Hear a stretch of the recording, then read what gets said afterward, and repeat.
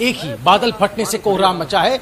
बीते रात बादलों ने ऐसी तबाही मचाई, यहां कई परिवार मलबे में दब गए हैं, कई लोग अब तक लापता बताए जा रहे हैं। रुद्रप्रयाग जिले की बात करें तो वसु केदार क्षेत्र के बड़ैथ, डूंगर तोक और चमोली जिले के देवाल क्षेत्र, दोनों ही जगह बादल फटने से मलबा घरों में घुस आया है। चमोली के कालेश्वर गांव में ऊपर पहाड़ से गिरे मलबे ने लोगों की सांसें थाम दी।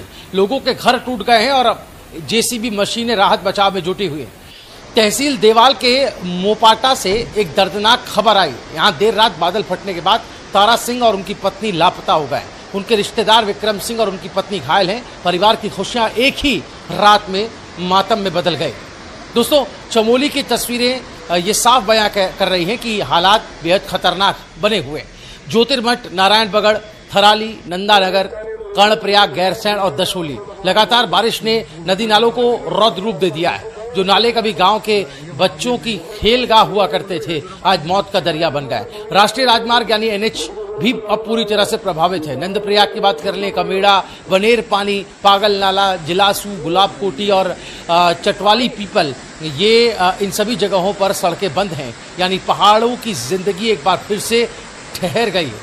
आपको याद होगा धराली और उसके बाद जिस तरह थराली में आपदा आई और एक बार फिर से बादल फटने की घटना उत्तरकाशी में भी हुई है, जहां देर रात बारिश ने गंगोत्री नेशनल हाईवे को 1 दर्जन से ज्यादा जगहों पर तोड़ दिया है। नालू पानी, नालूणा जगह है, एक चाड़ेथी, पापड़, नैतिया ये जगह है जहां भारी बारिश और पत्थरों ने रास्ता रोक दिया है। गांव तक जाने वाले दर्जनों ग्रामीण रास्ते भी बाधित हो चुके हैं। सोचिए, जहां से गंगोत्री जैसी पवित्र धारा बहती है, वहां तक पहुंचने का रास्ता बंद हो गया है। तीर्थयात्रियों से लेकर आम ग्रामीण, हर किसी को इसका खामियाजा भुगतना पड़ रहा है।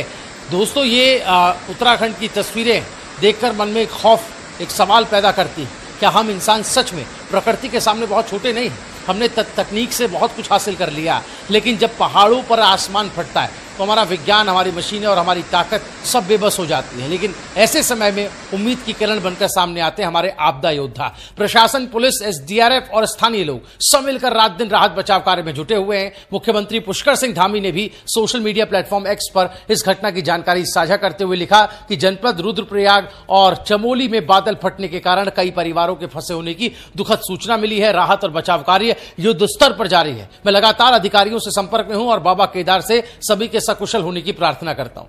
यह बयान साफ करता है कि सरकार की निगाह, सरकार की नजर हर पल, हर हालात पर है। लेकिन सच्चाई यह है कि जब पहाड़ों पर बादल फटते हैं तो नुकसान केवल घरों और सड़कों का नहीं होता है, नुकसान होता है भरोसे का, जिंदगी के सपनों का और उन